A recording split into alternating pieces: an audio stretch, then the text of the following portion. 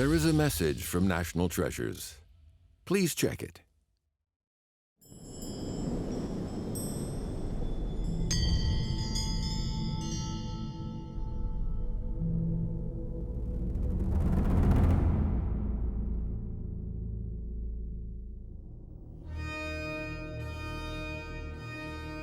Almost 4,000 years ago, the Shang Dynasty was at its zenith, the peak of its glory, an advanced civilization whose craftsmen were capable of producing truly spectacular pieces, like this special cauldron, the Houmuwu Ding.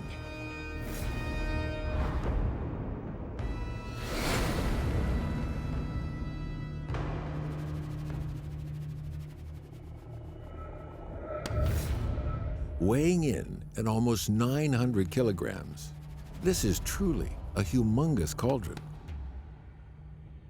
An equally gargantuan smelter, as well as huge quantities of metal and an army of craftsmen would have been needed to make it.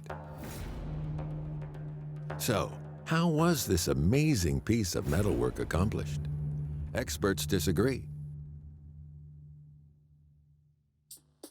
Some argue that marks on the cauldron suggest it was cast separately, then pieced together. Others think it was cast as a single piece, with only the handles added later. The varying thickness of the constituent parts would have posed an additional challenge to the craftsmen who made it. It's quite possible that several attempts were made before this large cauldron was successfully cast. Meanwhile, over in Europe, with the glory days of Greece and Rome still a very distant prospect, the use of bronze remained restricted to weapons and tools. But in China, it was a different story. In addition to weapons and tools, Shang Dynasty China was capable of producing distinctly non-utilitarian items.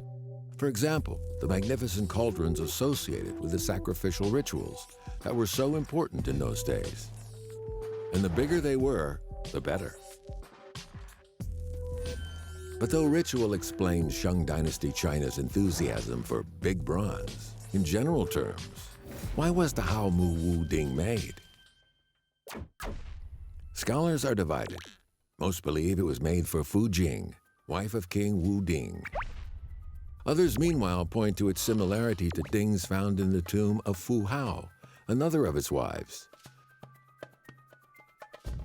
Inscriptions on oracle bones mention these powerful women. Quite apart from their relationship with the king, they seem to have been important rulers in their own right. Fu Hao enjoying a reputation as a warrior queen, while Fu Jing, it seems, was regarded as an authority on agriculture. Military power and agriculture, the twin pillars of the state. And agriculture was by no means the lesser of the two. On the strangely shaped Houmuwu Ding, there are depictions of what seems to be a woman's face alongside the characters Da and Hua. Hua is the generic term for grain.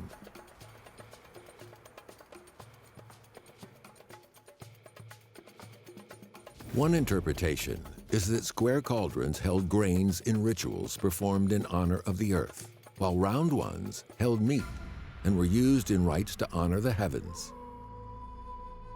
Since the earth was personified as the mother of all things, rites in her honor were performed by high-ranking women and using square cauldrons.